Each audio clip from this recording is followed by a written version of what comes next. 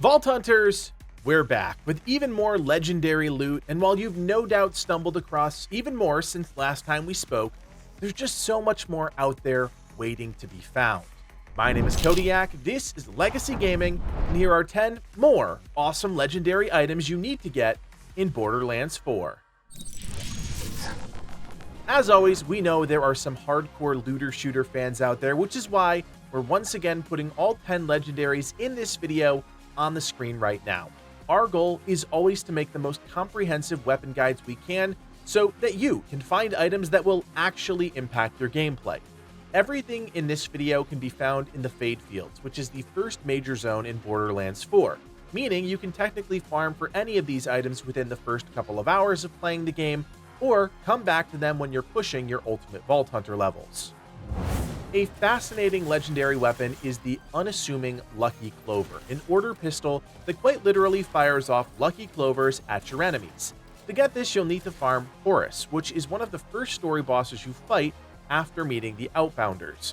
He's located just northeast of the launch pad at Horus's Oversight, and this will most likely be the first major point of interest that you work through. It's a doozy, with dozens of Order soldiers, but like I said, it's part of the main story quest, so you'll be coming here regardless. The boss you'll be farming is Horus, a floating Order soldier that will fire off magic projectiles while remaining airborne for the duration of the fight. Horus has a blue health bar and a red health bar, so plan your loadout accordingly, and then get to farming. Eventually you'll get the Lucky Clover to drop, and up until this point, it's been one of Livid's favorite pistols in Borderlands 4. It's an order weapon, which means it has the ability to either pace shots or charge them up for an all-in-one burst attack, giving you some nice combat flexibility. Our level 50 version does roughly 1000 damage per shot, has an accuracy rating of 80%, a 1.7 second reload time, a fire rate of 7 rounds per second, a total magazine size of 6, and a critical hit modifier of 38%. It's also a kinetic weapon, but what it lacks in elemental affinity, it more than makes up for in its unique perk, Kismet, which fires 2 homing Clover rockets that deal roughly 2000 damage each time you reload this weapon. That means you can fire your shots as quickly as possible or charge up for a high damage single shot, and either way, as you're reloading, you'll fire out those 2 rockets that deal a shockingly nice amount of damage. It's a powerful weapon if you lean into its special effect, and in the hands of a Vault Hunter that can make use of kinetic and explosive damage, you're looking at a potential centerpiece of a build. If you're looking for a powerful grenade to add to your arsenal that spawns an absolutely absurd amount of sub-grenades, look no further than Swarm. This ordnance drops from Sydney Pointy Legs, which you can find at the Prospects Ripper Drill site, northeast of the Outbounders faction hub, the launch pad.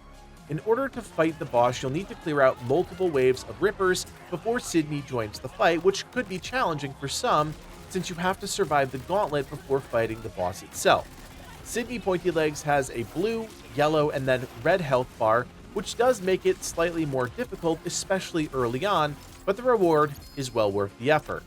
On paper, our level 50 version of the Swarm Grenade has a 9-second cooldown, 3 charges, and deals nearly 3,900 damage per grenade, but that damage number is actually quite deceiving because it doesn't take into account the static perks and the unique effects that roll on this ordnance.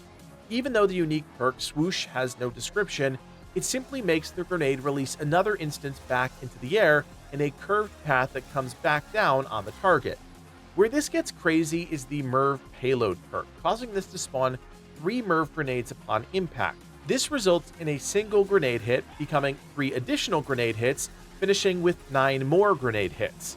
It's pure insanity, rapidly stacking damage, and because of the other order perk, which causes these grenades to home in on a nearby target, you can get these grenades to quickly clear out whole groups of clustered enemies with ease.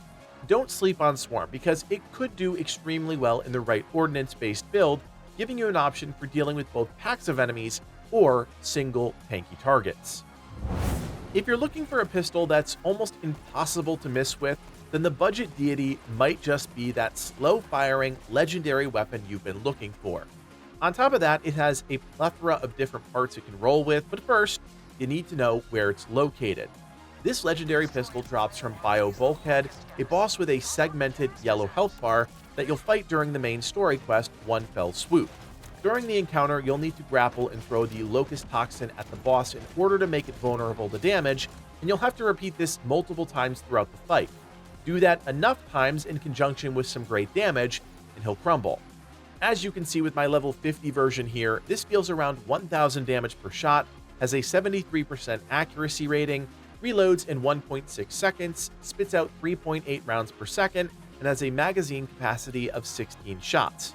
Those stats are pretty much on par with the other legendary pistols, but the real magic lies in the unique perk Dope Buoys. Since this is a Tediore branded weapon, on reload, you'll throw out 2 bouncing combo orbs that will automatically place the Atlas target lock on enemies damaged by those orbs. While most Atlas attachments are limited in use and something you need to toggle, with the budget Deity you get to apply or reapply this effect every time you reload.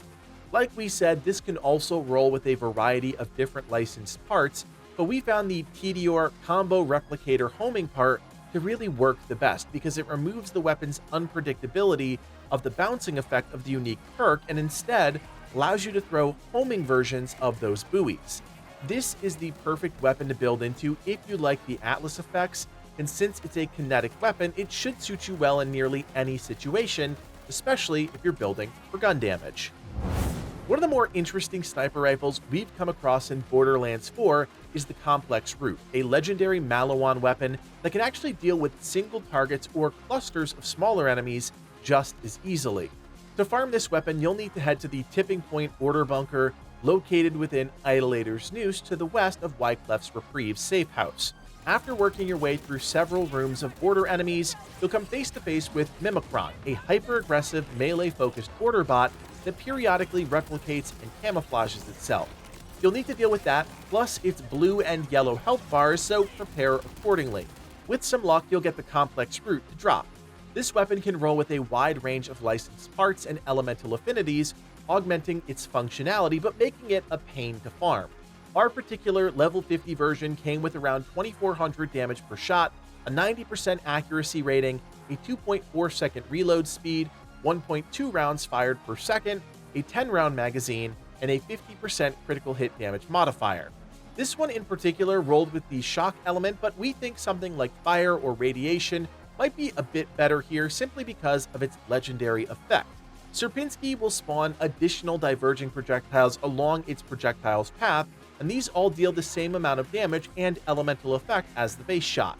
This really shines on groups of clustered enemies, which is not something we often say about a sniper rifle. It's not perfect, but you will notice that extra damage. If you're lucky, you might also secure the Singularity grenade launcher license part like we did, allowing you to group up enemies on demand with a black hole singularity. Firing shots into this mass of enemies allows the weapon's unique perk to really shine, dealing damage to everything around your target. It's definitely a more niche weapon to find and build around, but we think in the right build, it'll shine. If there's one wacky weapon on this list that I will absolutely go to bat for, it's Chuck. This is one of the most fun, unique assault rifles we've come across in the game, and its playstyle is quite literally unlike any other weapon in this game. You can farm Chuck from the Foundry Freaks, bosses located at the Pitted Stain Ripper Drill site, southwest of Fortress Indomita in the Idolator's Noose region of the Fade Fields. You'll need to fight through several waves of enemies and then ultimately 3 different bosses, but each boss has a chance at dropping anything from their loot table.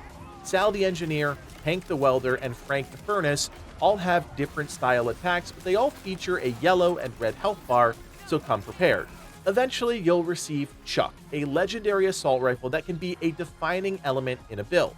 As you can see with my level 50 version here, this weapon deals around 1000 damage per shot, has a 79% accuracy rating, takes 0.7 seconds to reload, more on this in a second, can fire 10.2 rounds a second, and has an ammo capacity of 10.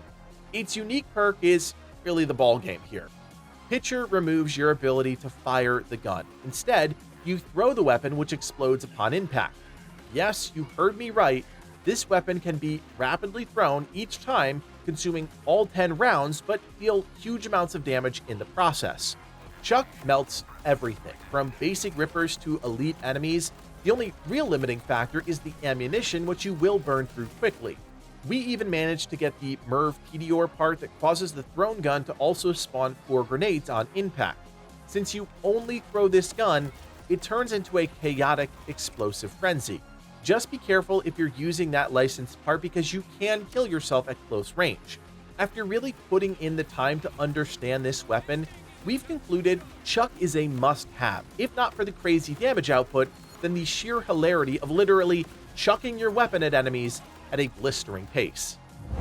If there's one thing that's frustrating about Ordnance in Borderlands 4, it's that a lot of the time they'll completely miss your target and randomly adjust their position mid-flight.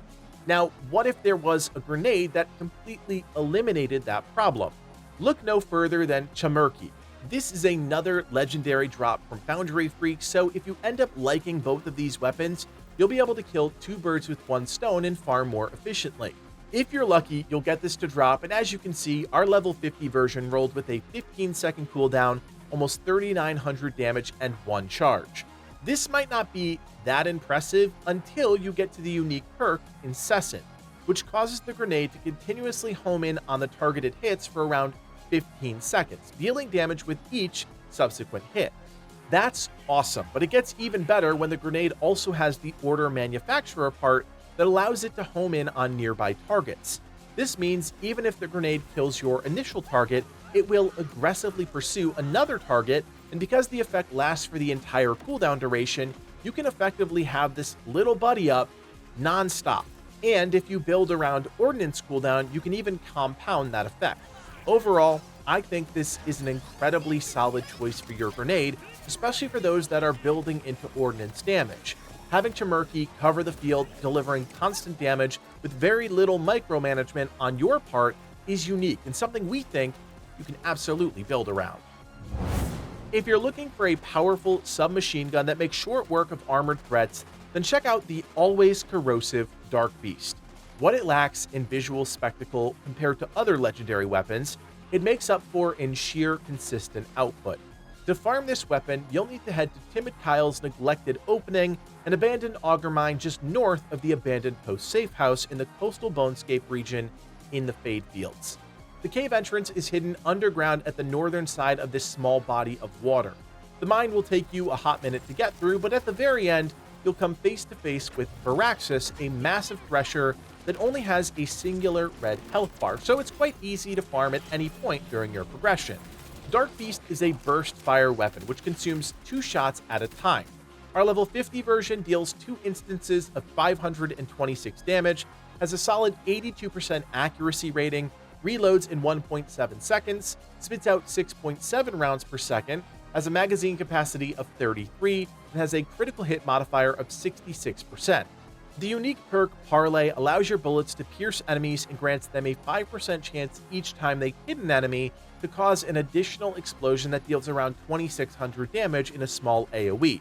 Straight up, this gun is just a consistent damage dealer, and because you can farm such a potent corrosive weapon so early on in the game, this can easily be your solution for armored targets throughout much of the game. If you have a way to group enemies using something like a singularity, the weapon really shines because of that explosive pass-through effect, allowing you to chew through hordes of armored enemies like butter. The only limiting factor is how much SMG ammo you actually have, so if you love this weapon, consider expanding your SMG reserves through the SDU system. There are some truly wacky weapons in Borderlands 4, which is why I wanted to bring attention to the lead balloon, one of the strangest shotguns we've used yet, and one that I think people are widely misunderstanding. In order to get your hands on this legendary weapon, you actually have 2 options. First, you can engage in the game's fishing system, something we cover in our Wish I Knew Sooner tips and tricks video. The other option is you have to defeat Splash Zone, the boss at Riptide Grotto near the very start of the game. He has 1 red health bar, making him very easy to farm, while the weapon has the added benefit of being very strong, especially early on.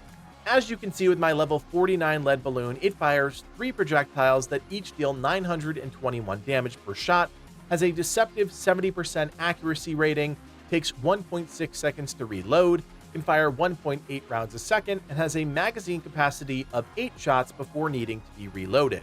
Its unique perk, Lightweight, causes the projectiles to float upwards after a short distance and spawn child projectiles that land and explode. Our immediate question was around accuracy and how you'd hit anything with floating projectiles. In practice, this weapon has a much higher skill ceiling than you might think. When fired, the bullets travel about 1 to 2 meters before making a very sharp parabolic curve upwards, and that means if you aren't right in the face of your enemies when using this weapon, your shots are going to miss almost every time. Now, this doesn't make it bad, on the contrary. If you use this weapon in a build that has you fighting up close, landing your shots on a target will cause the additional clusters to spawn around your target. This results in a weapon that actually does a surprising amount of explosive splash damage. Just be careful you aren't too close because the secondary explosions can kill you. One of the most chaotic grenades we've come across in Borderlands 4 has to be Jelly. Lucky for you, this can also be farmed from splash zones, so don't stop after you get your lead balloon because there's more loot to obtain. As you can see from our level 50 version, the corrosive jelly has an 8-second cooldown, deals around 5,000 damage per explosion, has 4 charges, and has a damage radius of 325 centimeters. These stats might not seem crazy, but that's where the unique perk self-replicating comes in. It doesn't actually have a description, but in action, the grenade will replicate after each explosion. In a wide open area, it's nothing to write home about, but in a more confined combat area, that unique effect really shines. Just be careful as the replication doesn't discern between friend and foe, and it will kill you. If you really want to lean into a chaotic explosion-based splash build, I think Jelly is a no-brainer. In tight spaces or on enemies that like to cluster up, this thing can get out of hand quickly, but in the best way possible. It's not an ordnance that's going to really augment your stats, but with the right elemental types, such as our corrosive variation, this thing can be an absolute armor melter. There's a legendary Vladof submachine gun out there that we think, potentially, is the best kinetic SMG in the game, and it's called Birt's Bees. Yes, it does exactly what you think it does. In order to get this gun, you'll need to complete a few side quests first, specifically Null and Void, located just south of the launch pad, and the subsequent mission, All Charged Up, which will grant you access to the Watershed Gate facility in the northwest section of the Idolator's Noose region in the Fade Fields. After working your way through this facility, you'll be able to fight Sludgemaw, a red bar thresher, and one of the most annoying bosses to farm in Borderlands 4. Sludgemaw loves to go underground and will start the fight unengaged, which can last for as long as 15 seconds in some instances. If you don't manage to burst it down quickly, you'll have to wait for it to reappear, which is an absolute slog. But trust us, the juice is absolutely worth the squeeze. As you can see with our level 50 version, the Lionized Birt's Bees, it features around 600 damage per shot, a deceptive 78% accuracy rating, a reload speed of 2.4 seconds, a blistering 14.4 rounds per second, and a 30-round magazine. Its unique perk, Hive Mind, sadly has no description, but what it essentially does is makes the bees that travel out of the weapon after a rather short distance spread out in a tight cone pattern to look like you're being hit by a swarm. It's cool looking, but the real highlight is the weapon's amped up fire rate compared to other SMGs.